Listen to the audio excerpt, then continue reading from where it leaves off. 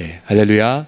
우리 옆 사람에게 이렇게 인사합시다. 당신은 하나님이 얼마나 당신을 사랑하는지 다 알지 못합니다. 라고요. 시작.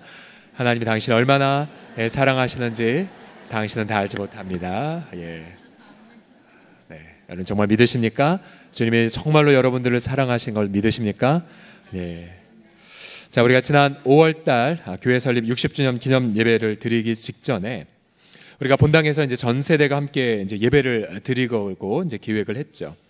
근데 처음엔 아이들이 과연 예배를 잘 드릴까 걱정을 좀 했습니다. 혹시 아이들이 목사님들이 설교를 하실 때 시끄럽게 떠들지는 않을까 염려를 했습니다. 근데 예배 당일 모든 염려는 기우에 불과했습니다. 자, 우리 아이들의 소감문을 제가 몇 개 소개해 드리겠습니다. 자, 저렇게 많은 소감문을 우리 아이들이 써서 냈는데요. 자, 4학년 아이. 예배를 드리고 나니 속이 시원하다. 나는 멋진 하나님의 자녀로 자라야겠다는 생각이 들었다. 하나님 앞에 기도하고 찬양하는 어린이가 되도록 노력하겠다. 나는 하나님이 너무 좋다. 5학년 홍성계 목사님과 이근수 목사님께서 재미있게 설명해 주셔서 감사하고 재미있었다. 6학년 오늘 설교를 통해 우리 교회의 대단함과 우리가 어떻게 살아야 하는지 알게 되었다. 앞으로도 예수님을 기다리며 살아가겠다. 6학년 중3 60주년을 맞아 특별히 다 같이 예배를 드렸는데 원로 목사님들의 설교가 감명 깊었고 나도 이스라엘 백성들이 2주 동안 기쁘게 잔치라는 것처럼 기쁘게 예배를 드려야겠다. 고등학교 2학년 아직 선교사님들처럼 희생을 하면서 할 자신은 없지만 그런 각오를 갖고 믿음과 용기를 가진다면 언젠가 충분히 그런 날이 올 거라고 나는 굳게 믿는다. 주님 다시 오실 날을 기다리며 당당할 수 있게 열심히 믿음을 더욱더 키워 나가겠다. 여러분 아이들 들어 박수 좀 보내주시겠어요? 예. 제가 소감문을 읽어보고 나도 편견이 있었구나 그런 생각을 했습니다. 왜냐하면 아이들의 글에는 재미와 기쁨 그리고 감동이 있었기 때문이었죠. 지난주에 우리는 편견과 선입견이 사라지는 공동체에 대해 함께 나누었습니다. 예배 후에 한 지체가 저한테 이렇게 물어봤습니다. 목사님은 저에게 편견과 선입견 없으시지요? 라고 물어보셨어요. 그럼 옆 사람에게도 한번 물어보겠습니까? 혹시 제게 편견과 선입견 있으십니까? 라고 한번 물어보시겠어요? 옆 사람 보면서 혹시 제게 편견과 선입견 없으십니까? 예. 아마 편견과 선입견이 있으면 고개도 아마 안 돌릴 것 같습니다. 그죠? 다시 한번 옆 사람 보면서 제게 편견과 선입견 없으십니까? 물어보세요. 시작. 제게 편견과 선입견 없으십니까? 근데 문제는 이 사회가 갈수록 이 편견과 선입견의 상처들을 주고받아서 이제 자꾸만 혼자 사는 이들이 많아진다는 사실입니다. 한 통계에 따르면 이 서울시에만 1인 가구가 무려 90만 명이 넘는다고 합니다. 혼자서 아침 먹고 또 혼자서 텔레비전 보고 또 혼자서 산보하고 또 혼자서 영화관도 가고 오늘 본문을 보면 그런데 그 옛날 초대교회 당시에도 이런 편견과 선입견 때문에 홀로 있어야 하는 분이 나옵니다. 바로 이름은 사울, 바로 훗날 아주 유명한 사도가 되는 바울로 계명을 하는 사울입니다. 그가 이제 예루살렘에 가서 예수님 믿는 사람과 함께 사귀고자 했어요. 사도행전 9장 26절을 보시면 사울이 예루살렘에 가서 제자들을 사귀고자 하나. 자, 이 사귀다라는 히라버 단어는 접착하다, 결속시키다라는 뜻이 있습니다. 아주 강렬한 단어이죠. 아브라함 메슬로우라는 학자는 인간의 가장 기본적 욕구 가운데 예를 들어 생리의 욕구나 안전의 욕구와 함께 소속감의 욕구도 있음을 밝히지 않았습니까? 사울은 소속되고 싶었습니다. 사울은 더 이상 혼자만 먹고 싶지 않았어요. 그는 방금 다메섹에서 살해 위협을 받고 사람들의 도움을 받아 급하게 피난을 예루살렘으로 왔습니다. 떨리는 가슴 진정시키며 좀 위로를 받고 싶었습니다. 그러나 26절을 보십시오. 사울이 예루살렘에 가서 제자들을 사귀고자 하나 다 사울을 두려워하여 그가 제자됨을 어떻게 했다고요? 믿지 않았어요. 아무도 사울을 받아주지 않았습니다. 모두 사울의 과거 모습만 기억하고 있었습니다. 사람들은 사울 속에 있는 그 진심을 알아주려 하지 않았습니다. 아마 본인은 아니요, 저 분명히 예수님 믿었다니까요, 저 다메섹에서 정말 전도도 했어요 라고 말했겠지요. 그러나 이곳 예루살렘에서는 그냥 철저히 홀로 편견과 선입견으로 버려졌습니다. 혹시 사울의 이야기를 들으시면서 혹시 나의 이야기인데, 물론 우리 교회는 그렇지 않으셨겠지만 혹시나 교회 공동체에서 뭔가 사귀고자 하는 갈망이 있었지만 편견과 선입견으로 상처를 받거나 반대로 우리가 누군가를 상처를 준 적도 있지 않습니까? 근데 그때에 우리 주님은 이 사울에게 바나바라는 인물을 보내주십니다. 27절 보시면 바나바가 데리고 손을 꽉 붙잡는다라는 히라바 원어의 뜻이 있는데요, 바나바가 사울을 먼저 손을 내밀었습니다. 그리고 사울의 손을 붙잡고 사도들에게 데려갔습니다. 그리고 그때부터 이제 함께 나누게 될 사울을 향한 편견과 선입견을 하나씩 하나씩 사라지게 하는 그런 일들을 바나바가 시행합니다. 자, 지금 역사는 바나바는 잘 기억하지 못하고 이제 유명한 사도 바울만 기억을 하죠. 그러나 만약 사도 바울에게 주님이 바나바를 보내지 않았다면 우리가 아는 사도 바울은 있지 않았을 것입니다. 아마 여전히 혼밥을 하며 지금껏 외로움으로 그렇게 고통했겠죠. 자, 우리 주님이 다메섹에서 온 아나니아를 보내셨던 것처럼 이제 예루살렘에서 똑같이 바나바를 사울을 향해 보내주십니다. 그리고 저와 여러분을 또다시 바나바로 혹은 누군가를 향한 바나바의 선물을 받도록 주님은 오늘 이렇게 역사하시는데요, 과연 어떻게 편견과 선입견이 사라질 수가 있을까요? 오늘 좀 더 구체적인 몇 가지 방법을 함께 나눠보겠습니다. 오늘의 질문, 어떻게 편견과 선입견이 사라지는가? 첫 번째로 우리가 그를 향해서 주님을 그도 만났다는 사실을 내가 받아들일 때입니다. 그도 주님을 만났다는 부분 같이 따라해 볼까요? 주님을 그 사람도 만났습니다. 시작. 주님을 그 사람도 만났습니다. 자, 바나바가 27절을 보시게 되면 사도들에게 사울을 데려가자 가장 첫 번째 한 말이 무엇인 줄 아십니까? 바나바가 데리고 사도들에게 가서 사울이 길에서 어떻게 주를 보았는지를 설명하기 시작합니다. 자, 모두 다 사울을 두려워해서 상종하지 않을 때에 바나바는 사울을 데리고 가서 보세요, 사울도 주님을 만났다니까요, 다메섹에 가다가 이렇게 해서 주님을 만났어요 라고 설명하기 시작했습니다. 사실 사울은 예수님을 싫어했죠. 그리고 복음을 적대시했죠. 그러나 부활하신 주님은 사랑과 긍휼로 사울을 만나주셨습니다. 훗날 고린도전서 15장에 보면 사울이 이렇게 주님 만난 간증을 이렇게 고백합니다. 장사 지내봐 되셨다가 성경대로 사흘 만에 다시 살아나사 누구누구를 만나주시고 나서 맨 나중에 만삭되지 못하여 난 자 같은 내게도 보이셨느니라 라고 말합니다. 여러분, 혹시 이 시간에 어떤 지체들을 바라볼 때마다 마음의 불편함을 여기는 분들이 계십니까? 근데 여러분, 이 시간 주님 말씀하세요. 네가 불편히 여기는 그 사람 주님을 만난 자야. 주님을 만난 자야. 내가 그를 만났단다. 저는 그 순간 우리 속에 편견과 선입견이 무너지는 것을 경험합니다. 주님을 만난 것보다 더한 공통점은 없기 때문이지요. 그러면 아직 그가 신앙생활을 하고 있지 않다면 여러분 어떻게 생각해야 될까요? 이렇게 생각하면 되죠. 그도 주님을 만날 사람이라고. 주님을 만날 사람이라고요. 지금 한국교회가 간절히 사모하는 그러한 부흥운동은 바로 1907년에 평양 대부흥운동입니다. 그때는 교회 예배 때마다 죄를 자복하고 회개했고 전도하는 일이 가득했죠. 근데 이 평양 대부흥운동은 갑자기 주어진 것이 아니었습니다. 바로 1903년도에 원산에서 일어난 부흥운동이 바로 평양 대부흥운동의 기폭점이 되었죠.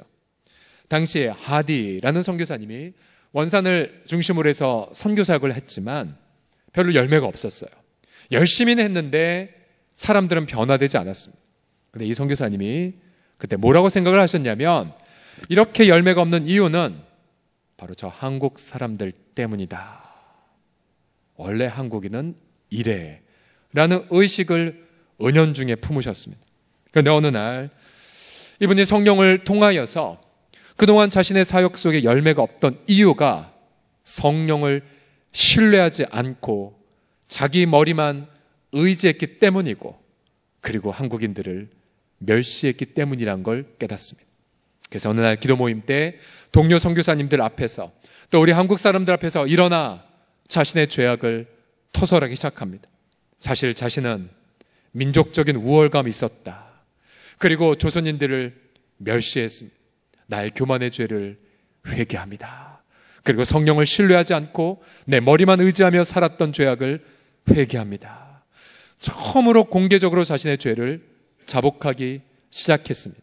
그 결과 그 모임에 성령의 부어짐이 임하게 되었고, 그래서 공개적인 죄의 자복 그리고 성령의 충만함이라는 평양 대부흥운동의 두 가지의 특징이 바로 하디 선교사님의 편견과 선입견을 내려놓는 회개를 통해서 시작이 되었습니다. 혹시 누군가를 여러분 마음속으로 경멸하거나 미워하고 있습니까? 그럼 여러분, 왜 그 사람도 그분도 주님을 만난 자라는 것을 인정하지 않으십니까? 우리 예수님은 어느 누구도 차별하지 않으셨죠. 예수님은 나병 환자를 만나 터치하시며 그를 치유하셨고요. 예수님은 창녀들에게도 천국의 복음을 증거하셨습니다.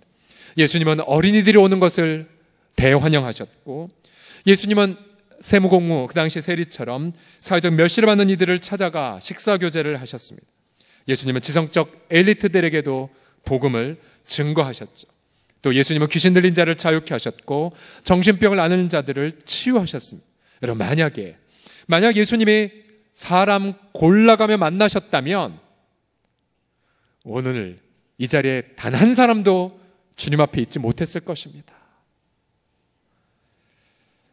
특별히 우리 마음속에 흥분한 민족적인 차별의식들이 있으시죠. 우리가 지난번에 여러 말씀드렸죠. 방글라데시 갔었을 때에 사실 우리 마음속에는 은근한 그런 민족적 우월감이 있어요. 그래서 방글라데시 처음 가면 도시 막 복잡한 거 보고 견적을 다 냅니다. 여기 도로 하나 놔야 되는데, 이거 정치 이래야 되는데, 얘네들 왜 이래? 우리는 복음 받아들여서 잘 사는데 라는 은근한 우월의식이 있어요.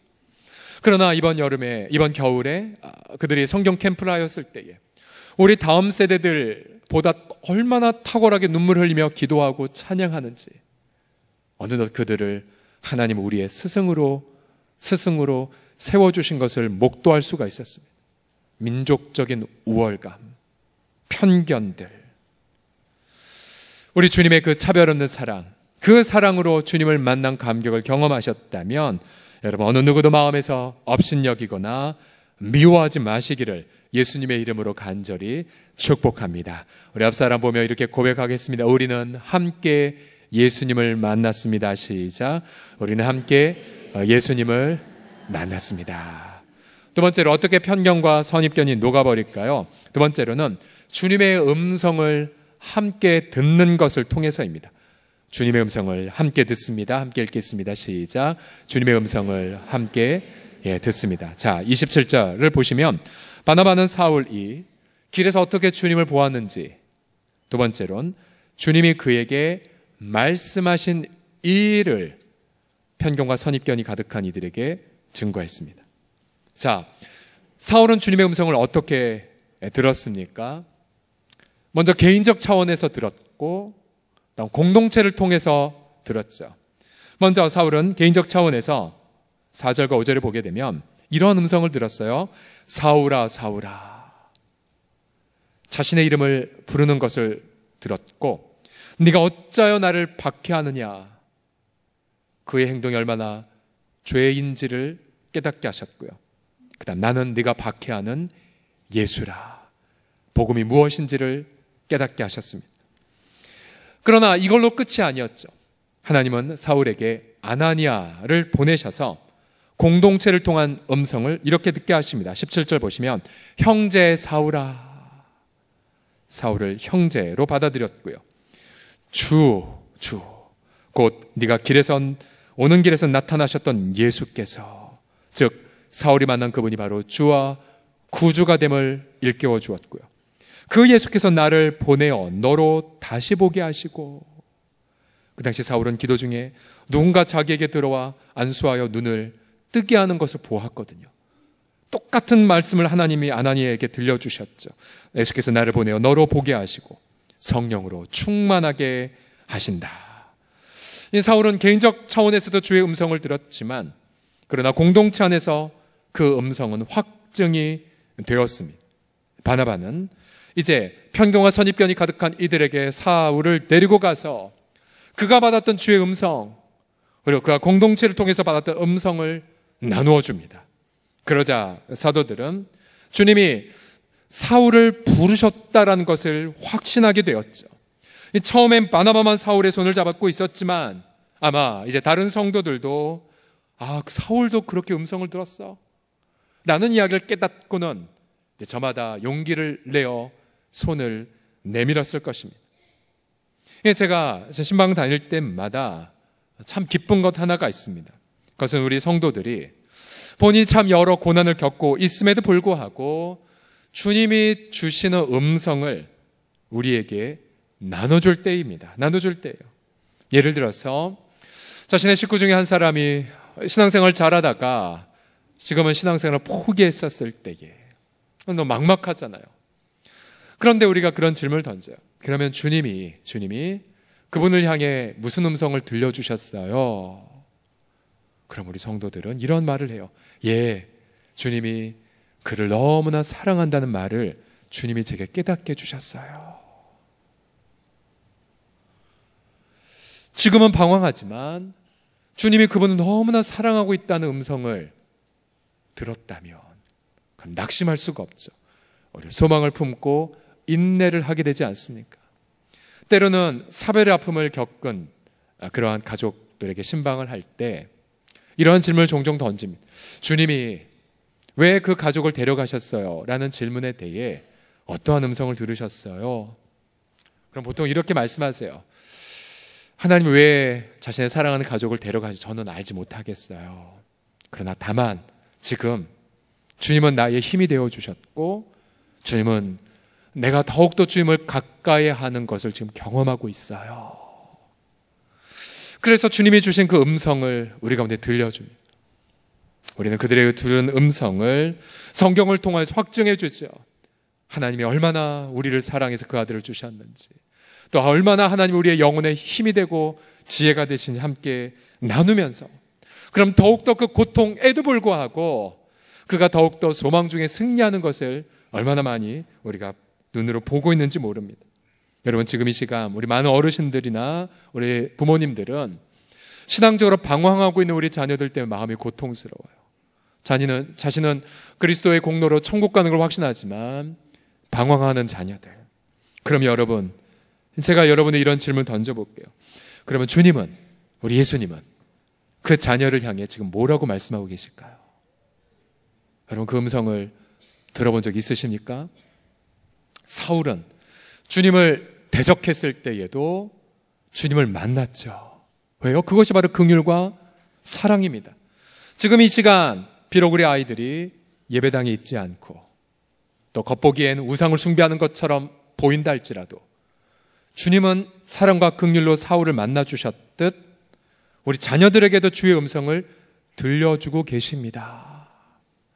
부모는 주님이 들려주신 음성을 대신 듣고 우리 자녀들에게 전달하는 자들이죠. 예를 들어서 이사야서 54장 13절을 보십시오. 우리 다 같이 읽어보겠습니다. 시작. 내 모든 자녀는 여호와의 교훈을 받을 것이니 내 자녀에게는 큰 평안이 있을 것이며. 뭐라고 말씀하세요? 하나님이 지금 우리 아이들을 가르치고 계시대요. 또 이사야서 30장 21절 보시면 너희가 오른쪽으로 치우치든지 왼쪽으로 치우치든지 내 뒤에서 말소리가 네 귀에 들려 이르기를 이것이 바른 길이 너희는 이리로 가라 할 것이며. 여러분, 우리 주님은 긍휼과 사랑으로 우리 자녀들을 단 한 번도 버리거나 떠나지 않으신 것을 믿으시기 바랍니다. 주님이 사울을 포기하지 않고 마침내 사울이 주님을 인정하며 예수는 나의 주라고 고백했던 것처럼 마침내 우리가 기도한 우리의 자녀들 혹은 방황하는 우리의 가족들이 그를 만나고 계시는 혹은 그에게 음성을 들려주시는 주님 앞에 거꾸러져서 여러분처럼 예배자가 되게 하실 줄을 믿습니다. 우리 사랑하는 우리 남자들은 우리 아버지의 역할이 과연 무엇일까요? 아버지의 역할. 여러분, 이 세상에서 가장 힘든 것은 담임 목사 역할도 아니고 대통령 역할도 아니고 아버지의 역할입니다. 아버지의 역할. 한 가정의 아버지가 되는 것. 근데 저는 최근에 성경 묵상을 통해서 아버지야말로 이 자녀들에게 소망을 주는 자라는 걸 깨달았어요. 소망을 주는 자. 우리 자녀들 얼마나 소망 없이 세상을 다닙니까? 제가 지난주에 우리 초등학생들이 한 명이 아니라 제가 또 여러 학교에서 아이들이 글쎄 초등학교를 가기 전 너무 마음에 부담이 돼서 학교 가는 게 너무 힘들다라고. 초등학생들이 벌써 그런 말을 한대요. 아이들이 입시지옥이나 또 진로에 대한 걱정 때문에 또 본인의 죄책감과 열등감 때문에 소망이 없어요. 기쁨을 잃어가고 있어요. 왜 중고등학생 애들이 이렇게 얼굴이 어두운 줄 아십니까? 더 이상 기댈 게 없거든요. 학교에서. 그럼 아버지는 뭘 해야 됩니까? 아버지는 자녀들에게 소망을 불러일으켜줘야 돼요. 뭐라고요? 괜찮아, 괜찮아, 괜찮아. 넌 주님 안에서 모든 거 할 수 있어. 주님이 너를 향해 놀라운 계획을 갖고 있단다. 너만 이룰 수 있는 아름다운 일이 있단다. 나는 예수님 때문에 내가 너를 신뢰하고 내가 너를 축복한단다. 끊임없이 아버지의 품은 자녀들에게 그가 어리든 장성했든 상관없이 소망의 영감을 불러일으키는 그 역할이 바로 아버지가 우리 아이들에게 들려줄 주의 음성입니다. 여러분, 그럼 우리의 자녀들이 여러분 지금 주의 음성을 어떻게 듣고 있는 줄 아십니까? 지난주에 다음 세대 16명이 제주도로 3박 4일 미션 트립을 다녀왔다고 말씀드렸지요. 회개와 화해의 주제로. 지금 저 사진은 이제 한라산에 한참 올라가는 그런 사진이고요. 또 제주 사삼평화공원 이제 탐방하고 있는 중에 있는 사진이고, 네, 자, 저 사진 주님 오심을 기다린 60년, 또 십자가 부활 60년. 자, 저 사진은 안타깝게도 저 뒤에 안개만 지우면 백록담이 보이는 한라산 정상입니다. 아쉽게도 백록담이 보이지 않았어요. 안개 때문에. 그런 우리 아이들 한라산 정상에서 또 저런 사진도 이렇게 찍었습니다. 이제 아이들이 이제 내려오고 나서 이러한 질문을 아이들에게 던졌어요. 자, 하나님께서 우리 서롱성교회에 주신 하나님의 마음이 무엇인지를 기록하십시오. 자, 우리 아이들이 교회 공동체를 향한 하나님의 음성을 듣고 정리를 했어요. 자, 뭐라고 했냐면요. 보세요. 하나님께서, 자, 중등부입니다. 그리고 초등부 약간 있는데 이렇게 적었어요.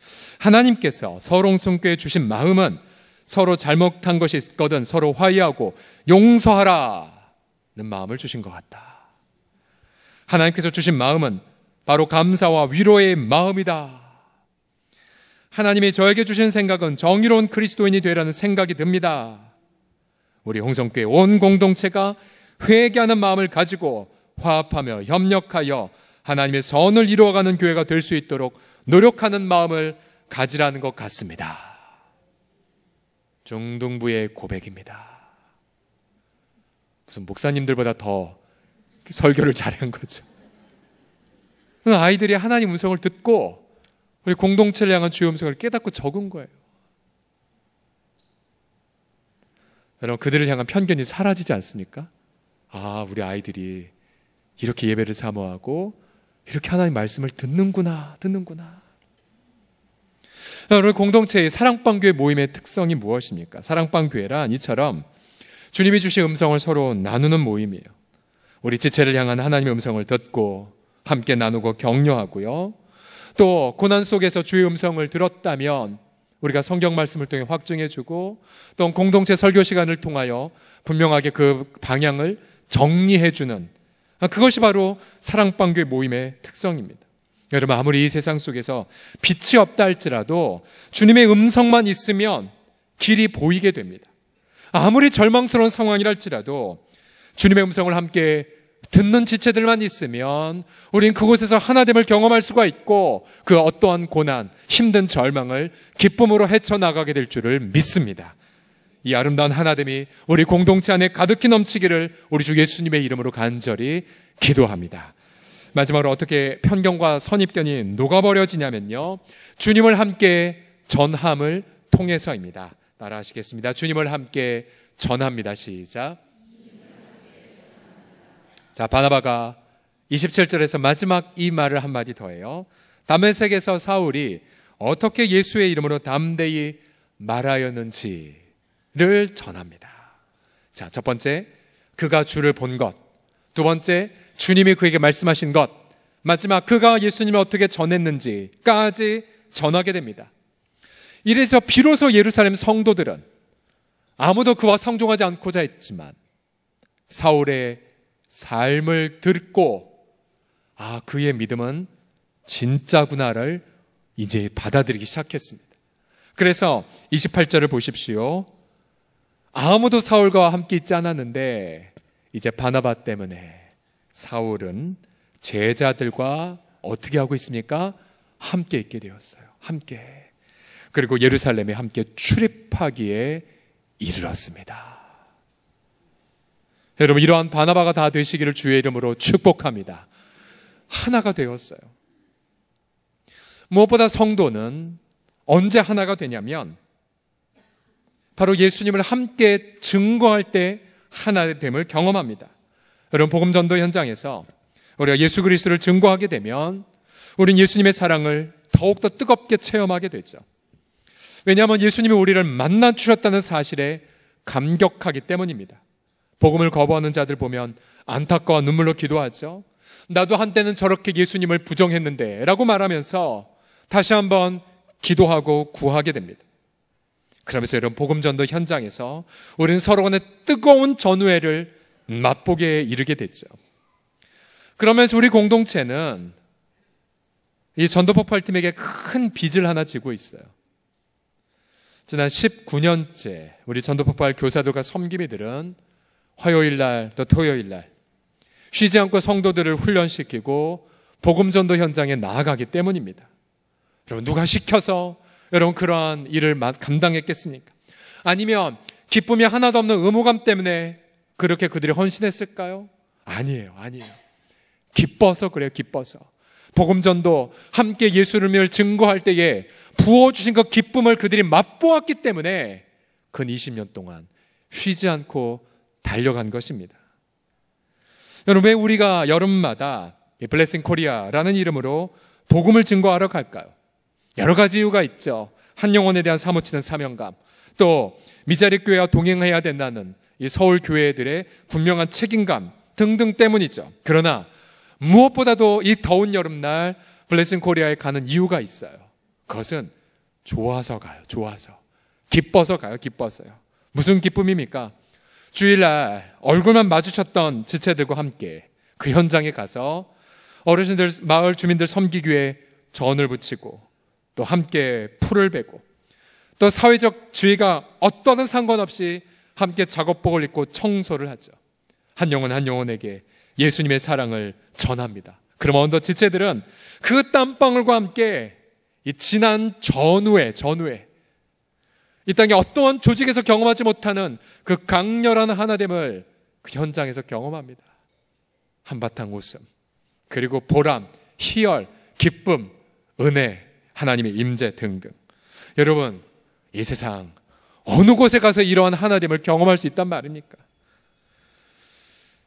여러분, 다 같이 한번 따라해 주시겠습니다. 우리는 예수님 때문에 하나입니다라고요. 시작. 우리는 예수님 때문에 하나입니다. 여러분, 이번 여름에 여러분 이런 하나님의 그 기쁨의 자리, 또 특별히 다음 세대들, 우리 여름 성경학교 수련회를 이제 준비하고 있는데 마음껏 하나가 되어 다음 세대들에게 예수님의 사랑을 증거하는 그 역할들, 여러분 그 희열의 자리 절대로 놓치지 말아 주십시오. 특별히 우리 어르신들께서는 작년 블레싱 코리아 기간 동안 우리 한 교회 한 사모님이 큰 감동을 받는 한 모습이 있었어요. 그것이 뭐냐면 나이가 70, 80이 넘으신 어르신들이 하루 온종일 집에서 중보기도 하는 그 모습 보고 사모님 마음이 완전히 녹아졌었어요. 나이와 상관이 없죠. 그곳에서 정말로 눈물로 예수님을 증거하는 현장 속에 기도하는 그 감격, 희열. 여러분, 성경 다음으로 가장 많이 읽힌 책이 바로 존 버넷의 철로역정 아마 한 번쯤 보셨을 것입니다.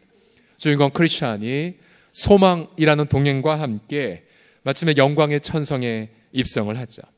근데 철로역정 일부를 읽어보면 이런 아쉬운 마음이 들어요. 무슨 아쉬움이냐면, 아니 그러면 크리스찬의 마누라는 어떻게 됐지? 그 자녀들은 어떻게 됐을까? 아니 그래서 이 양반이 가정은 다 팽개친 채 혼자 신앙생활을 했단 말이야. 특별히 우리 교회 공동체의 영원한 캐치프레이즈는 가정 우리의 천국인데, 특별히 제 입장에서 보더라도 일부는 아니 왜 마누라는 빼놓고 갔어?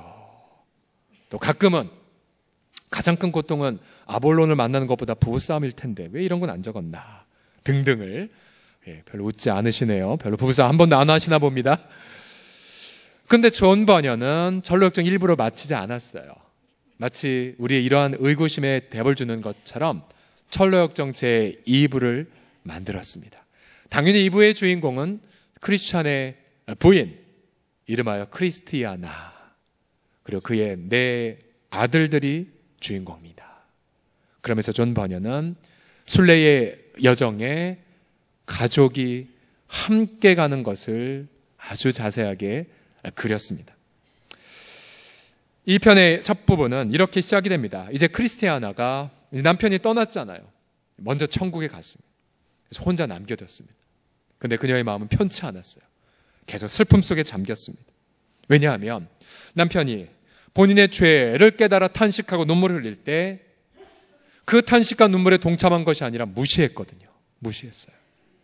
그리고 남편이 함께 이제 신앙생활을 하자, 함께 순례의 길을 떠나자고 할 때 그녀는 어리석은 공상을 한다고, 또 우울증 앓고 있다라고 남편의 말들 다 묵살했었습니다.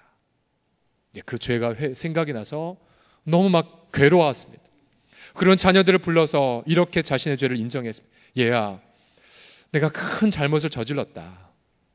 내가 남편의 정말 주님 만나고픈 열망을 막은 것도 죄였지만 더 큰 죄는 너희들이 그 생명의 길을 가는 것을 내가 막아버렸구나. 날마다 회개의 눈물을 터뜨립니다. 그러다 어느 날 꿈을 꾸었습니다. 꿈에 보니 자신의 남편이 영광 중에 아름다운 악기로 하나님을 찬미하는 영광의 그 천성의 장면을 눈으로 보게 됩니다. 그리고 그녀는 결심합니다. 우리도 가자. 그래서 그녀는 자신의 네 자녀와 함께 머나먼 순례의 길을 떠납니다. 그런데 철로역정 2부는 1부와 좀 다른 부분이 크리스티아나에게 처음부터 동행자가 있습니다. 동행자. 바로 이웃에 사는 자비심 양이 함께 동행을 시작을 해줘요. 그리고 앞서 크리스찬이 고통했던 그 고통들, 시련들이 이 크리스찬은 오히려 피켜가거나 또 수월하게 자꾸만 수월하게 진행이 됩니다.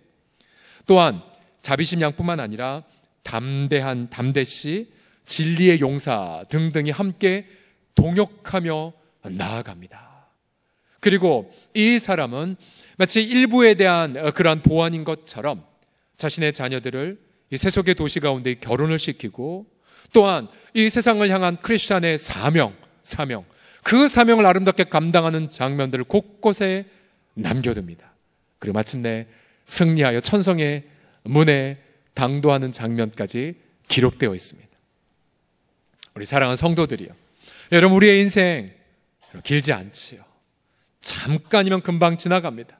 모세의 고백대로 사람의 인생의 연수가 70여 강건한 80일지라도 수고와 슬픔뿐이 우리가 날아가는 것 같다라고 말하죠.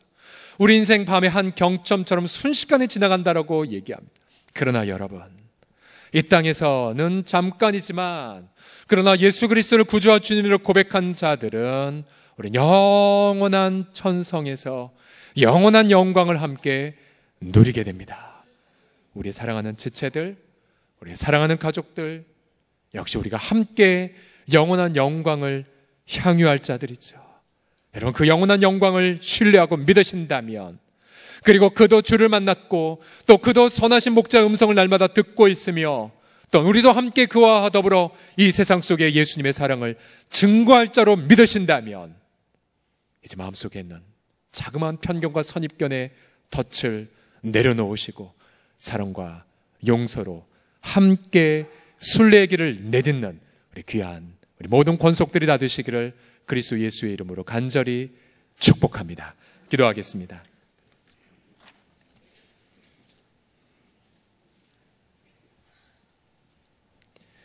제가 마음속에 내가 편견과 선입견으로 사울을 향해 사울의 진심을 믿어주지 않고 오히려 그를 꺼렸던 것처럼 내가 혹시 누군가에게 죄를 범한 것이 있습니까? 회개합시다.